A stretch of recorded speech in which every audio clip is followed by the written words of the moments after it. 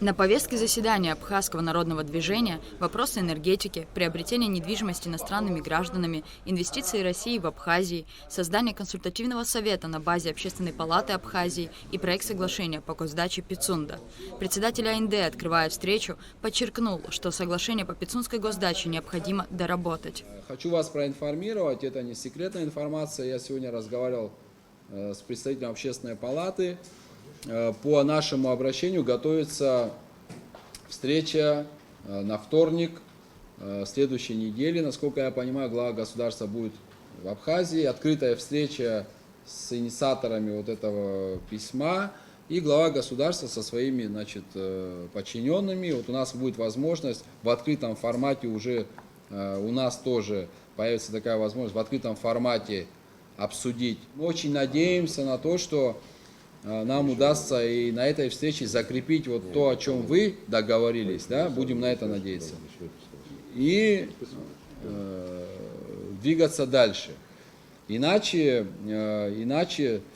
нам придется просто тогда начать работу по сбору людей, наверное, да, я так понимаю. Альтернативы у нас нет. По вопросу соглашения по госдаче также высказались депутат парламента Эрик Рштуни и председатель республиканской общественной организации АРУА Тимур Гулия. Начнем с того, что происходит в парламенте. Вот у нас вчера первый рабочий день, мы вышли из отпуска. Пока что повестка у нас не сформирована и дата сессии у нас не обозначена. Повестки в ратификации и вопроса по Пицунде пока что я не видел. До этого, что вот происходило у нас в парламенте, вы все были очевидцами этого всего.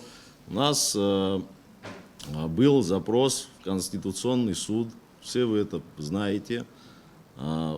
Форма была подана, судя по всему, это два юриста, 3 мнения, честно говоря, и форма была, судя по всему, по запросу не та, и Конституционный суд этот запрос нам вернул обратно.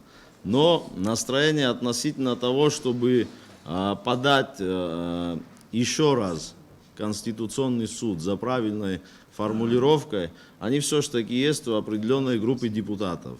И чтобы развеять сомнения относительно того, что есть или нет каких-то антиконституционных вопросов именно в этом соглашении. На данном этапе нужно, конечно же, подключить еще рабочую группу юристов от нас всех, создать рабочую группу юристов именно.